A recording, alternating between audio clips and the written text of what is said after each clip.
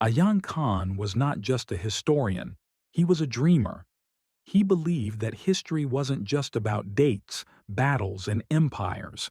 It was about people, forgotten voices buried beneath dust and silence. One late evening, inside an abandoned British bungalow in Kanpur, he stumbled upon a chest eaten by termites. Buried inside, wrapped in faded cloth, was a diary unlike any other. It was bound in cracked leather, with a strange bronze lock shaped like intertwining vines. The front read, 1857, property of the Locke twins. Ayan's hands trembled. He had studied the rebellion of 1857 for years, but he had never heard of the Locke twins. The diary radiated something eerie, almost alive. As he tucked it under his arm, he felt the strangest shiver down his spine, like unseen eyes had just noticed him. That night, sleep refused to come. The diary seemed to whisper from his desk, waiting to be opened. When the lock finally gave way to a little force, the diary cracked open, releasing a faint scent of ash and rose oil. Inside, delicate handwriting told the story of Eleanor and Edward Locke, British-born twins raised in India, children of a colonel, stationed during the uprising of 1857. Eleanor's entries painted their lives vividly. Long afternoons in the courtyard, Edward practicing sword drills, and herself sketching banyan trees swaying in the hot winds. But soon, the tone grew darker. She described visions, fragments of lives that weren't theirs, faces of strangers they had never met, deaths they had never lived. And every time Eleanor dreamt of drowning, Edward would wake up gasping for air as if he had drowned himself. The diary's words dripped with unease. The Locke twins weren't just siblings. They were two halves of a single soul, trapped in a mystery they couldn't understand. The pages leapt forward into history's storm. Eleanor's writing grew frantic as she described the rebellion exploding outside their estate. She stood on the palace balcony and saw fires tearing through the town. The cries of freedom echoed in languages she didn't speak, but somehow understood. She wrote of the fear in Edward's eyes. The British officers in the cantonment armed themselves. Indian soldiers, once loyal, now raised swords against their masters. Eleanor confessed that amidst the chaos, she felt a strange pull, as if destiny itself wanted her and Edward to stand witness to this bloody turning point. The diary described muskets firing, women fleeing with infants, temples and churches alike set ablaze. And yet, Eleanor didn't just record history. She seemed entangled in it. She ended one entry with chilling words. The rebellion is not only outside these walls. It is inside me, in my heart, where something stirs that should not be. The diary revealed a phenomenon no historian could explain. Eleanor wrote, "When Edward was struck during training and his arm bled, I fainted though no blade touched me. When I burned my hand on a lamp, Edward's palm blistered the same night. The locals whispered rumors. Some said the twins were cursed by restless ancestors. Others claimed they were blessed by gods, bound as one spirit divided into two bodies." Edward himself wrote a rare entry. "I sometimes feel I am not whole. Without her beside me, I feel like half a shadow. I fear what might happen if one of us were taken and the other left behind." Their uncanny bond was both a blessing and a curse. They were two souls trapped in a riddle of existence, carrying pain, joy, and fate together, whether they wanted to or not. It was here that the diary took an unexpected turn. Eleanor described meeting a young Indian rebel named Raghav. He was her age, with fiery eyes and words full of freedom. He should have been her enemy, yet he saved her one evening when a mob nearly stormed their house. She wrote, "He said, 'You are not your father's sins.' No one had ever spoken to me that way before. My heart ached for reasons I could not name. Edward, ever protective, initially distrusted Raghav. But even he admitted the boy had a strange familiarity, as though they had all known one another before, in another life. Raghav risked everything to visit them in secret. They talked of poetry, justice, and freedom. Eleanor confessed her soul felt tethered to him, and though she could not say it aloud, she loved him. The rebellion grew harsher. Blood painted the streets, and suspicion ran rampant. It wasn't long before Edward was accused by British officers of aiding Raghav's escape one night. They claimed he passed information to the rebels. The diary's ink blurred with Eleanor's tears as she described their arrest. Their own people branded them traitors. Chains were placed on their wrists, and their father disowned them before the regiment. That night in their cell, Eleanor wrote a single chilling line on the stone wall with a shard of coal. "If death finds us, I know we will return, for unfinished bonds never die." Her words foreshadowed a fate darker than either of them imagined. The diary's most haunting section recounted the final hours. Eleanor and Edward were dragged to an ancient banyan tree at dawn. The crowd spat, cursed, and called them betrayers. Their crime, siding with the rebels and betraying the empire. But Eleanor wrote that it was not betrayal that sealed their fate, it was love. Her secret for Raghav was whispered in Edward's ear, and he vowed to protect it until the end. The rope was tied around their necks, their small hands bound together. Witnesses claimed the twins did not weep. They simply stared at each other, eyes locked, as if death could not separate them. When the stools were kicked away, some swore they saw two shadows linger under the tree long after the bodies had fallen. The banyan tree, scarred and blood-soaked, became cursed ground. The final entry in the diary stopped abruptly. Written in rushed, almost carved letters, it read, "We will not leave. We will return. The lock will open again." The diary then closed itself in Ayan's lap, almost as if it had a will of its own. He dropped it in terror. That night, as Ayan lay in bed, dreams tore through his sleep. He saw two pale children hanging beneath a banyan tree, their lifeless eyes staring directly into his. They whispered in unison, "Help us remember." When he woke, sweat dripping down his forehead, the diary sat open on his desk, at the very same page, but he swore he had shut it before sleeping. The story wasn't finished. It was just beginning again. Days later, Ayan couldn't shake the feeling that the diary wasn't history. It was a message. Then news spread in his hometown. A pair of modern-day twins were born under strange, almost supernatural circumstances. The children's parents claimed something remarkable. From the moment they learned to speak, the twins would sometimes slip into English, not the English of cartoons or modern slang, but phrases from another century. Words like mutiny and scaffold. Their neighbors whispered, much like the villagers in 1857. These children are not ordinary. Ayan, compelled by instinct, traveled to meet them. He had no idea that meeting these children would tear open the past and confront him with truths that would shatter the wall between history and the present. The Locke twins had returned. When Ayan arrived at the small town on the outskirts of Lucknow, he expected ordinary children. But when he stepped inside the modest home, his heart froze. 9-year-old Arya and her twin brother Arjun sat cross-legged on the floor, their dark eyes unblinking, as though they had been waiting for him. The moment Arya saw him, she whispered softly in perfect English, an accent eerily British. "You found our book, didn't you?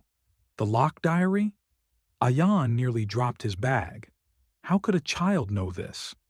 The parents explained that the twins often spoke in strange voices at night. Sometimes Arya screamed of ropes around her neck, while Arjun shouted in fury about betrayal. The children themselves didn't act afraid. Instead, they seemed burdened by a memory too heavy for their age. They weren't ordinary children at all. They were echoes of Eleanor and Edward Locke. As Ian spoke to the twins, he realized they remembered things no child should.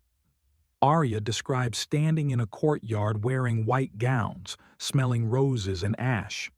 She said she felt her wrists bound, her breath cut off, as people shouted insults. She remembered the face of a boy named Raghav, his eyes burning with pain as he watched her die. Arjun's memories were equally terrifying. He recalled soldiers dragging him, the humiliation of being called a traitor, the moment the stool slipped beneath his feet. The children shivered as they spoke, their hands instinctively finding each other, just as Eleanor and Edward had clutched hands beneath the hanging tree. Ayan's blood ran cold. The diary's promise was real. The Locke twins had returned, not as a ghost story, but in flesh and blood. Their souls were back to finish what history had left incomplete. The parents, humble shopkeepers, revealed how troubled their lives had become. Neighbors called the twins cursed. Teachers complained the children spoke in strange, archaic words, frightening other students. At night, the twins woke screaming, sometimes in English, sometimes in Hindi, but always the same name, Raghav. Ayan realized he wasn't an accidental bystander. The diary hadn't called to him for research. It had chosen him. He asked the twins why they thought they had returned. Arya looked at him with eyes far older than 9 years and whispered, "Because our promise was broken. We cannot rest until it is healed." Arjun added, "And we need you to help us remember the path back." In that moment, Ayan understood. He wasn't just holding history. He was holding a living, breathing reincarnation mystery. And it demanded resolution. The next step was obvious. If the story began with the banyan tree, then perhaps it must end there too. Guided by fragmented memories the twins described, dusty roads, a ruined well, the smell of iron, Ayan traced the path to an old field near Kanpur. There it stood, gnarled and vast, its roots like claws gripping the earth, the very banyan tree beneath which the twins had been hanged in 1857. The tree's bark bore strange scars, grooves like rope burns frozen in time. Locals avoided it, whispering it was haunted. Children dared each other to go near it, but no one stayed long. When Arya and Arjun approached the tree, their chatter fell silent. They stood still, holding hands, staring upward as if they remembered every detail. Arjun muttered under his breath, "This is where we ended." Arya, pale, added, "And where we must begin again." That night, Ayan camped near the tree despite the locals' warnings. The air grew heavy, and an unnatural silence spread across the field. At midnight, a faint whisper rose from beneath the roots. It wasn't the wind. It was voices. Faint, layered, echoing as if from underground. The betrayal, the promise, the return. Ayan trembled but dug at the base of the roots with a stick. After hours of scraping, his fingers brushed something cold, a small bronze key caked in soil, its design identical to the lock on the diary. The ground seemed to exhale when he pulled it free. He realized then that the diary had never been fully opened. The key was meant to unlock hidden pages, pages that would reveal the truth, and perhaps the reason why the twin souls had been forced to return again. Back at his room, Ayan inserted the key into the diary's lock. It clicked softly, and new pages appeared, thin sheets tucked between the original ones, now visible as if time itself had kept them sealed. These hidden pages told a forbidden story. Eleanor had loved Raghav, the rebel boy. Their secret meetings had been discovered. Edward, loyal to his sister, shielded her from punishment but was accused alongside her. They weren't executed for treason alone. They were killed for defying empire, for daring to love across lines drawn by blood and power. Eleanor's final hidden entry shook Ayan. Raghav swore he would find me, even beyond death, and Edward swore to guard me, even if it meant returning in lifetimes we did not ask for. The diary wasn't just a record, it was a contract of souls, and the cycle hadn't ended. When Ayan read these truths aloud to Arya and Arjun, the reaction was immediate.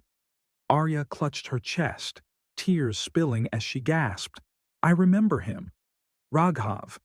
He held my hand under the tree and said he would not let me go. I waited for him." Arjun's jaw tightened, and I remember vowing to keep her safe. I stood in front of her when the soldiers mocked her. I felt the rope burn my skin. That is why I came back. The children sobbed quietly, the weight of centuries pressing through their small bodies. Ayan felt both awe and sorrow. The tragedy of 1857 wasn't just history anymore. It was living inside these children, demanding to be reconciled. But how could he, a mere historian, help them heal a wound that stretched across lifetimes? Word spread quickly through the town. The Locke twins had returned. Villagers gathered at the banyan tree, some out of fear, others out of curiosity. Among them was a young man, barely 20, who stood apart from the crowd. He approached hesitantly, his eyes locked on Arya. The moment she saw him, her body stiffened. She whispered, barely audible, "Raghav?" The young man froze. He had never met Arya before, yet he too had suffered strange dreams all his life, visions of a pale girl beneath a tree, calling his name. His parents often mocked him for being obsessed with a phantom. But now, standing face to face with Arya, he felt the truth ripple through his soul. The cycle had brought him back as well. He was Raghav reborn. The moment Arya and the young man's eyes met, silence fell. They moved toward each other slowly, as if pulled by invisible strings of fate. Tears welled in Arya's eyes. She reached out a trembling hand and he took it. The crowd gasped as the two embraced, weeping as though centuries of grief spilled out in that moment.